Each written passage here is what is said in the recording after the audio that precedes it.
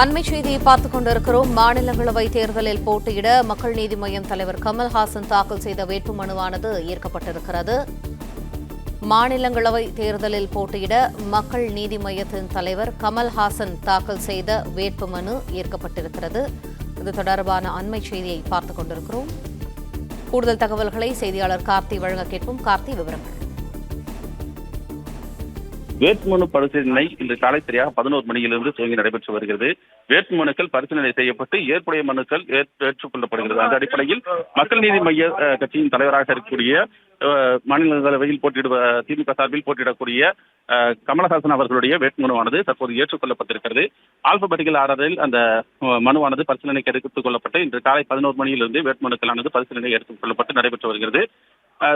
தேர்தல் நடத்தும் அதிகாரி சுப்பிரமணியன் அவர்கள் முன்னிலையில் இந்த வேட்புமனுக்களானது பரிசீலனையில் எடுத்துக் கொள்ளப்பட்டு வருகிறது. மொத்தமாக இந்த தேர்தலை பொறுத்தவரையில் மொத்தமாக 13 பேர் வேட்புமனுக்களை தாக்கல் செய்திருக்கிறார்கள். அந்த 13 பேரில் வேட்புமனுக்களானது பரிசீலனைக்கு எடுத்துக் கொள்ளப்பட்டிருக்கிறது. அந்த வேட்புமனுக்களை அந்த வேட்புமனு தாக்கல் செய்தவர்களுடைய முகவர்கள் மற்றும் வழக்கறிஞர்கள் ஆகியோர் உடன் வந்திருக்கிறார்கள். அவர்கள் முன்னிலையில் தற்போது அந்த பரிசீலனையானது துவங்கி நடைபெற்று வருகிறது.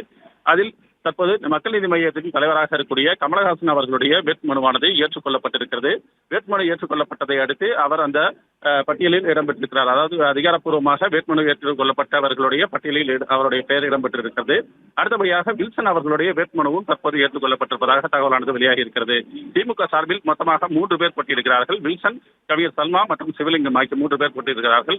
திமுக கூட்டணி சார்பாக கமலஹாசன் அவர்கள் போட்டியிடுகிறார்.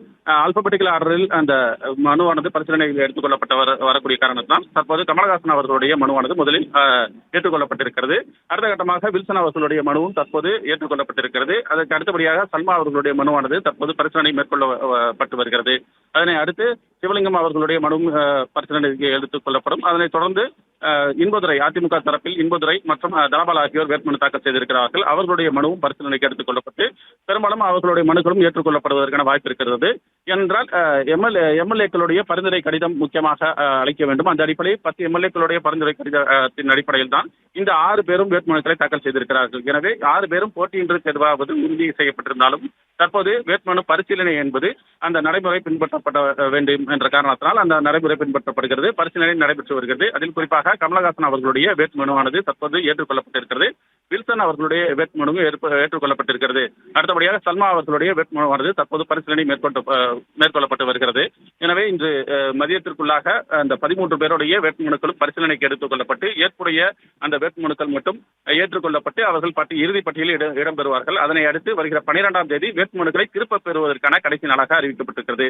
எனவே 12ஆம் தேதி மதியம் 3 மணிக்குள்ளாக அந்த இறுதி பட்டியலில் இருக்கக்கூடியவர்கள் தங்களுடைய வேட்புமனுக்களை திரும்ப பெற்றுக் கொள்வார்கள். தேவையில்லாத பட்சத்தில் அவர்கள் மாற்று வேட்பாளராக இருக்கும் பட்சத்தில் அவர்கள் தங்களுடைய வேட்புமனுவை திரும்ப பெற்றுக் கொள்வார்கள்.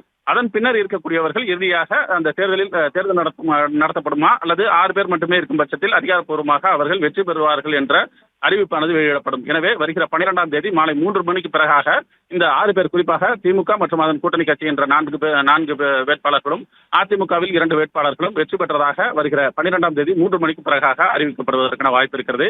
எனவே தற்போதைய சூழலில் இந்த வேட்புமனுக்கள் பரிசீலனை நடைபெற்று வரக்கூடிய நிலையில் கமலஹாசன் அவர்களுடைய மனு ஏற்றுக்கொள்ளப்பட்டிருக்கிறது. வில்சன் அவர்களுடைய மனுவும் ஏற்றுக்கொள்ளப்பட்டிருக்கிறது.